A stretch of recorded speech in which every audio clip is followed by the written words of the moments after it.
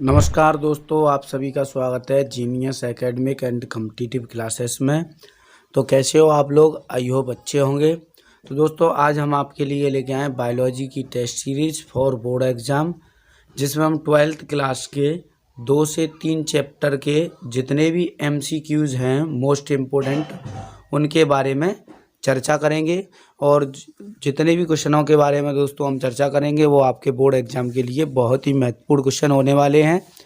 तो वीडियो को दोस्तों को जल्दी से दोस्तों शेयर कर दें, और वीडियो को अपने अगर लाइक नहीं किया है तो वीडियो को लाइक कर दें।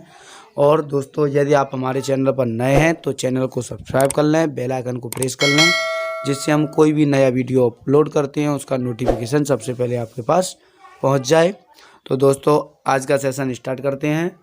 क्वेश्चन पहला पूछा गया है दोस्तों इसमें, तो यदि किसी पौधे की पत्ती की कोशिकाओं में गुणसूत्रों की संख्या 24 हो तो उसके भ्रूणपोष में गुणसूत्रों की संख्या कितनी होगी?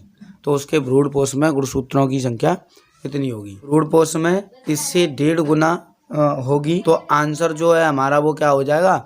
36। आंसर क्या हो जाएगा हमारा? 36। गुणसूत्रों की संख्या कितनी होगी? उसमें 36 होगी। आइए दोस्तों इसी प्रकार क्वेश्चन नंबर दूसरा देखते हैं। क्वेश्चन नंबर दूसरे में क्या पूछा गया है? क्वेश्चन नंबर दूसरे में पूछा गया परागकण मात्र कोशिका में गुणसूत्रों की संख्या कैसी होती है? परागकण मात्र कोशिका जो होती है उसमें गुणसूत्रों की संख्या कैसी होती है? तो दोस्तों उसमें द्विगुणित गुणसूत्रों की संख्या होती है। क्या होती है? द्विगुणित, यानी कि 2n कह सकते हैं हम। आइए इसी प्रकार क्वेश्चन नंबर तीसरा देखते हैं। क्वेश्चन नंबर तीसरे में पूछा गया है बीजांड का वह स्थान जहाँ पर बीजांड वृत्त जुड़ा होता है उसे क्या कहते हैं? बीजांड का वह भाग जिसे जहाँ पर बीजांड वृत्त जुड़ा रहता है या जुड़ा होता है उसे क्या कहते हैं? तो दोस्तों उसे कहते हैं निभाग। क्या कहते हैं? निभाग। और ये दोस्तों आपका क्वेश्चन 2017 में आया हुआ क्वेश्चन है। ये कौन सी ईयर में आया हुआ है? 2017 में क्वेश्चन पूछा गया है आपके बोर्ड एग्जाम में। आइए दोस्तों इसी प्रकार क्वेश्चन नंबर चौथा देखते हैं। क्वेश्चन नंबर चौथे में पूछा गया भारतीय भ्रूण विज्ञान के जनक कौन है? तो भारतीय भ्रूण विज्ञान के जनक पूछे गए हैं। तो इसका आंसर हो जाएगा हमारा पी माहेश्वरी। पी माहेश्वरी जो हैं भारतीय भ्रूण विज्ञान के जनक हैं। और ये आपका क्वेश्चन 2017 और 2019 2 साल आया है। तो इस क्वेश्चन के ज़्यादा चांस बनते हैं 2021 के बोर्ड एग्जाम में बनने के, क्योंकि 2-2 साल के गैप में ये क्वेश्चन पूछा गया है। तो आइए दोस्तों क्वेश्चन नंबर 5वां देखते हैं। क्वेश्चन नंबर 5वें में पूछा गया है बहुभ्रूणता की खोज या बहुभ्रूणता खोजी गई थी, यानी बहुभ्रूणता की खोज किसने की थी? तो दोस्तों आपको पता है बहुभ्रूणता की खोज किसने की थी? ल्यूवेनहॉक ने। कब की थी? 1796 में। कब की थी? 1796 में। और किस में की थी? तो संतरे के बीजों में। किस में की थी? संतरे के बीजों में। आइए दोस्तों इसी प्रकार क्वेश्चन नंबर 6वां देखते हैं। क्वेश्चन नंबर 6वें में क्या पूछा गया है? क्वेश्चन नंबर 6वें में पूछा गया है जौ के 100 दाने बनाने के लिए कितने अर्धसूत्री विभाजन की आवश्यकता होगी?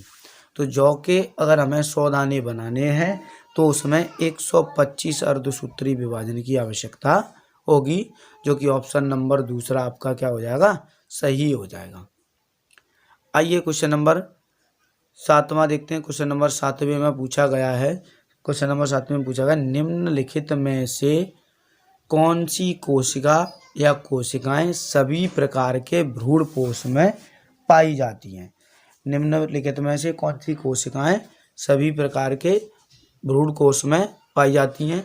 तो ये भी भ्रूणपोष में पाई जाती है। सहकोशिकाएं, अंडकोशिकाएं भी भ्रूणपोष में पाई जाती है, प्रतिमुखी कोशिकाएं भी पाई जाती हैं।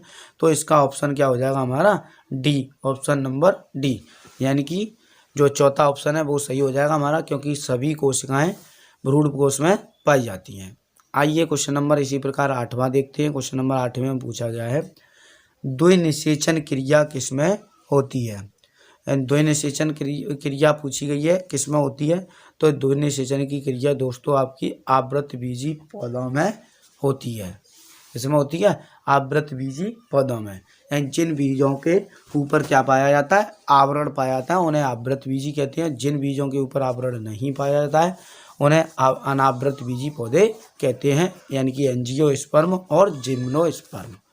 आइए दोस्तों इसी प्रकार क्वेश्चन नंबर 9वां देखते हैं। क्वेश्चन नंबर 9वें में क्या पूछा गया है, एक प्रारूपिक आवृतबीजी परागकोश में लघु बीजाणु धानियों की संख्या कितनी होती है, यानी संख्या होती है। तो इसमें ये पूछा गया है कि एक प्रारूपिक आवृतबीजी परागकोश में लघु बीजाणु धानियों की संख्या कितनी होती है। तो ऑप्शन नंबर क्या हो जाएगा, चौथा, यानी कि 4 होती हैं। कितनी होती है लघु बीजाणु धानियों की संख्या, उसमें कितनी होती है, 4 होती है। आइए दोस्तों इसी प्रकार क्वेश्चन नंबर 10वां देखते हैं। क्वेश्चन नंबर 10वें में पूछा गया है, आवृतबीजी पौधों में पुंकेसर क्या होता है।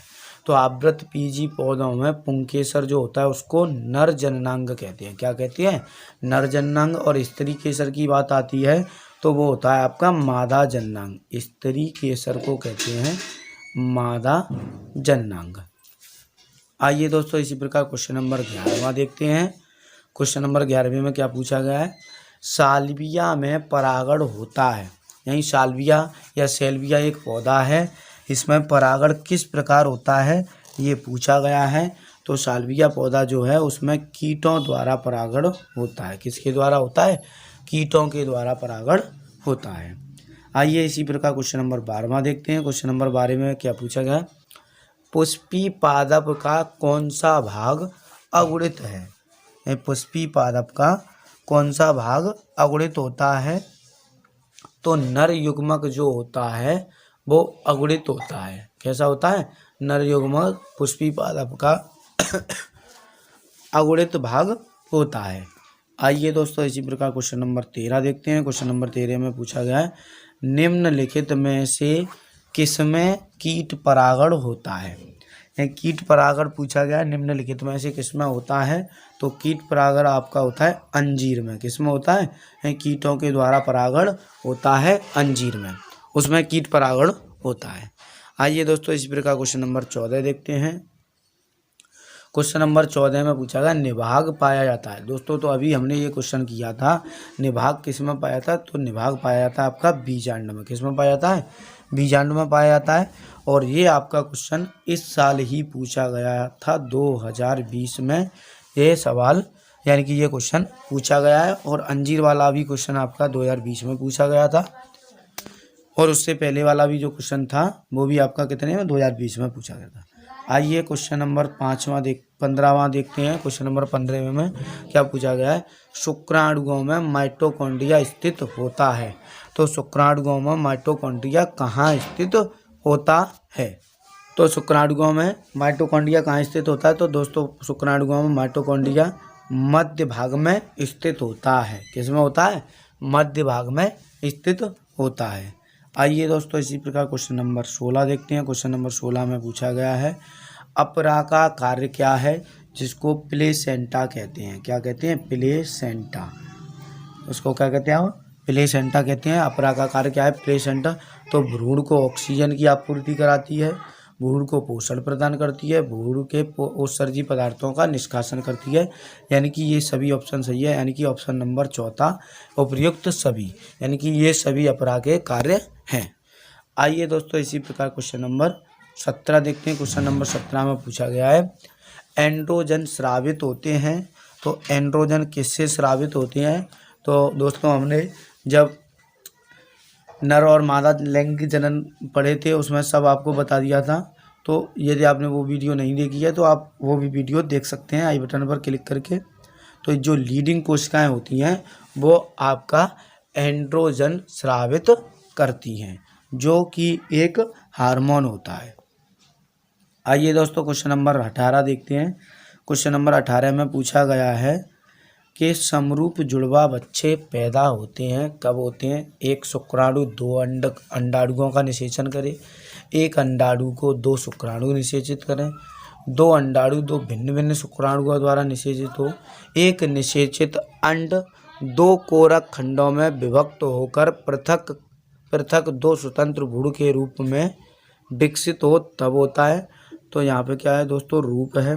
ऑप्शन नंबर हमारा चौथा सही हो जाएगा। एक निषेचित अंड जब दो कोरक खंडों में विभक्त होकर पृथक पृथक दो स्वतंत्र भ्रूण के रूप में विकसित हो तो जुड़वा बच्चे उत्पन्न होते हैं। आइए दोस्तों इसी प्रकार क्वेश्चन नंबर 19वां देखते हैं। क्वेश्चन नंबर 19वें में क्या पूछा गया है। क्वेश्चन नंबर 19वें में पूछा गया है, स्त्री में अंतरोपण के समय भ्रूण किस अवस्था में होता है। यानी स्त्री में जब अंतरोपण किया जाता है भ्रूण का तो भ्रूण किस अवस्था में होता है, तो ये होता है ब्लास्टुला अवस्था में। किस में होता है, ब्लास्टुला अवस्था में होता है। आइए सेशन का लास्ट क्वेश्चन देखते हैं। सेशन का लास्ट क्वेश्चन 20वां क्या है, तो 20वें क्वेश्चन में पूछा गया है दोस्तों, मनुष्य में संतान का लिंग निर्धारण होता है माँ के लिंग गुणसूत्र से, अंडाणु के माप से, शुक्राणु के माप से और पिता के लिंग गुणसूत्र से। तो ये आप सबको पता है कि बच्चे में या संतान में लिंग गुणसूत्र किस पर निर्भर करता है, लड़के या लड़की का उत्पन्न होना पिता के गुणसूत्र पर निर्भर करता है। जैसा कि आपको पता है स्त्री में XX पाए जाते हैं और पुरुष में क्या होते हैं, XY होते हैं। क्या होते हैं, XY होते हैं। तो ये ही क्या होता है, मनुष्य में संतान का लिंग निर्धारण करता है। तो आई होप दोस्तों आपको सेशन पसंद आया होगा, तो सेशन को लाइक करें, शेयर करें और दोस्तों कमेंट करना ना भूलें वीडियो आपको कैसा लगा, जिससे हमें मोटिवेशन मिलता है और इसी प्रकार हम आपके लिए वीडियो लाते रहेंगे। और दोस्तों यदि आप हमारे चैनल पर नए हो तो चैनल को सब्सक्राइब करना ना भूलें और बेल आइकन को प्रेस ज़रूर कर लें, जिससे आपका कोई भी वीडियो का नोटिफिकेशन हो वो सबसे पहले आपके पास पहुंच जाए। Thanks for watching.